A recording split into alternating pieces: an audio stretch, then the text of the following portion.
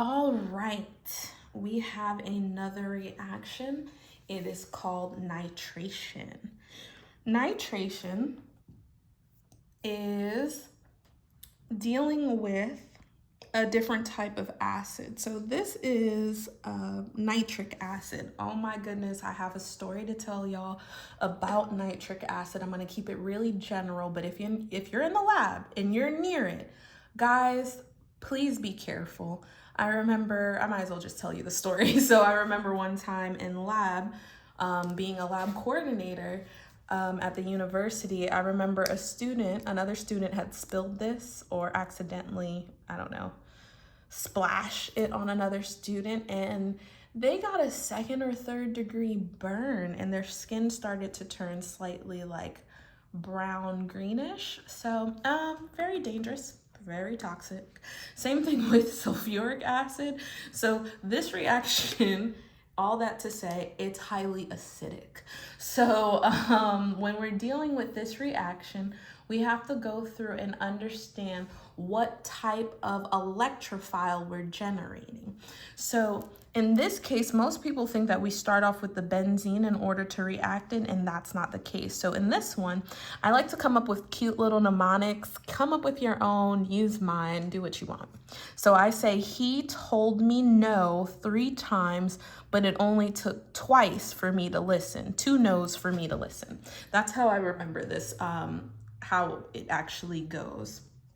Now, when it comes to the mechanism, it is very important that you understand what the HNO3 looks like, and then we're gonna go through and create the electrophile, which is called the nitronium ion that's generated from the nitric acid. So let's begin.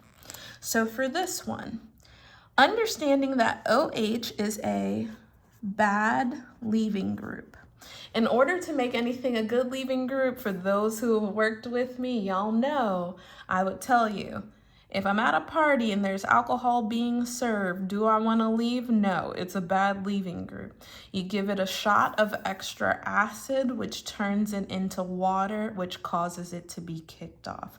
I know that was cute. Hit rewind on the video, like and subscribe, and tell your friends about it.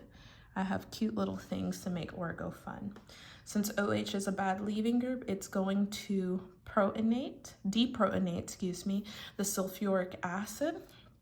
Now, the sulfuric acid, you don't have to necessarily know how it's drawn out, but if you wanted to use the shorthand version, which I like to use, especially if you just forget what this thing looks like, when you grab the hydrogen, so when the oxygen grabs that hydrogen, just make sure that this bond goes on to the oxygen over there. So you may see me interchange between which ones I use. So now this is going to give us this structure. Now this just became water, and this is now HSO4 with a negative charge. Now that this has become water, which is a good leaving group, we need to kick it out. So when we kick it out, we're going to recreate a double bond between the oxygen and nitrogen, forcing the water to be kicked out. Once it is kicked out, it will now give us this, and of course, you know me, I like to keep everything in color so you can see it. So once this came over, that's the double bond that was created. And again, you still have the HSO4 minus. This right here is what I was talking about, is your nitronium ion. So if they ask you the name of the intermediate, it's that. Now that you have this, you can now, in step 2, interact it with benzene. So sometimes you'll see that I won't always go through all the resonance with you like I did with the bromination mechanism, but you're gonna start to see the redundancy in the problems. So here's your nitronium ion. You need to use a double bond to grab that nitronium ion, and it will open up one of the carbonyls. When it does that,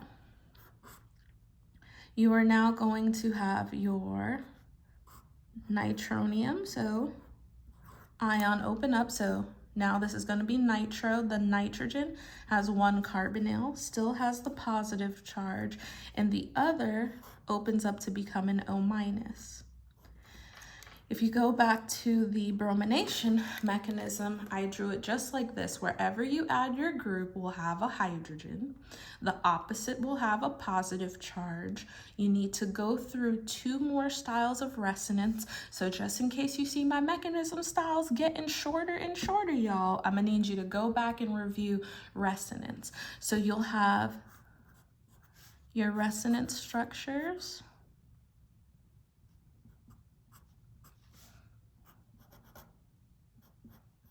And at some point, if you want to, yes, I'm doing everything a little shorthand.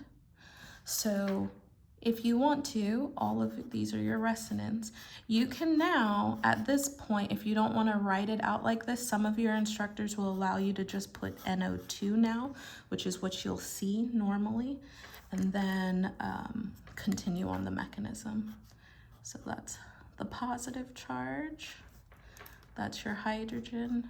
And just like in the bromination mechanism, when we use the FeBr4 to grab that hydrogen, we are now using the HSO4-. So hopefully you see the trend. Whatever catalyst I start with, I must end with the same catalyst.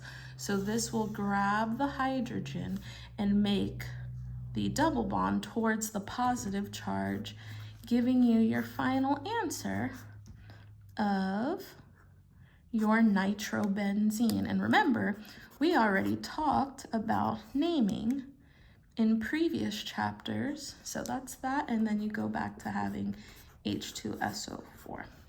So please make sure you also review this mechanism, understanding that in most mechanisms dealing with benzene, we have to generate the electrophile that we're adding to the benzene ring before we actually add it to the benzene ring. So, and later on, we'll even discuss more about nucleophilic aromatic substitution, which is way different from this. But right now, we're talking mostly about generation of electrophiles in order to move forward and do these mechanisms.